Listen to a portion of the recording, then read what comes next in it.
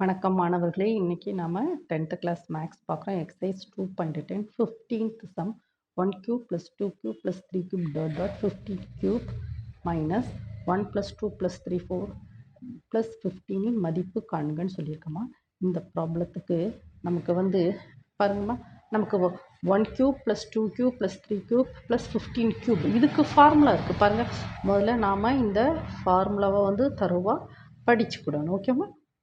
1 cube plus 2 cube plus 3 cube plus n cube equal to sigma n into n plus 1 by 2 n into n plus 1 by 2 the whole square in the formula.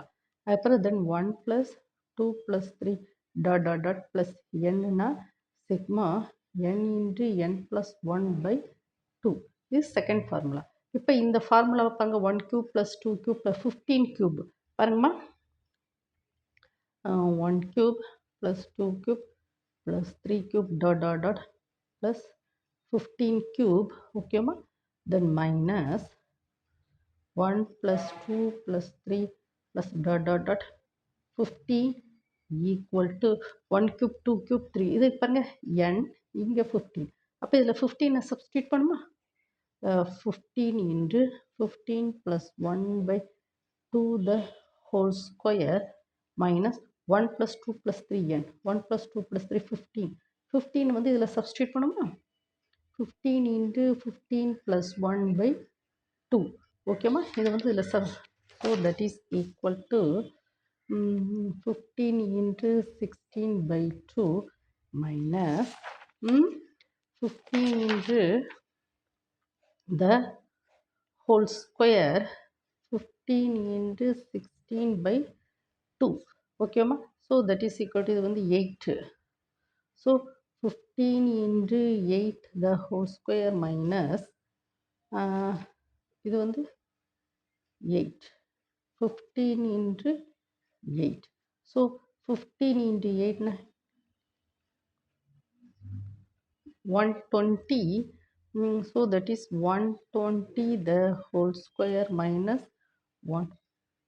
So 12 14400 minus 120 14400 120 na 0 8 14,280. இதை நம்ம இதில் போடுவோமா. இதான் அப்போ answer என்னது, இது this இதுதான் என்னது கரெக்ட் ஆன்சர் 14,280. ஓகேவாம்மா. இந்த செகண்ட் சம் பார்ப்போம். இதில் exercise 2.10 14th some T1 T2 T3 என்பது ஒரு கூட்டுத்தொடர் வரிசை எனில் T6 T12 T18 என்பது ஒரு பெருக்கு தொடர் வரிசையா இல்லைன்னா கூட்டுத்தொடர் வரிசையா. கூட்டுத்தொடர் வரிசையும் இல்லை, பெருக்கு தொடர் வரிசையும் இல்லை. தேர்டு ஃபோர்த் ஒன் ஒரு மாறிலி தொடர் வரிசை. இப்போ இந்த ப்ராப்ளத்தில் எழுதுமா. T1 T2 T3 T1 T2 T3 எப்படி சொல்லலாம் என்பது T1 T2 T3 என்பது 1 2 3 அப்படின்னு. ஓகேவாம்மா. இது எப்படி எடுத்துக்கணும். தென் நெக்ஸ்ட்டு ஒரு கூட்டுத்தொடர் வரிசை 1 2 3 ஒரு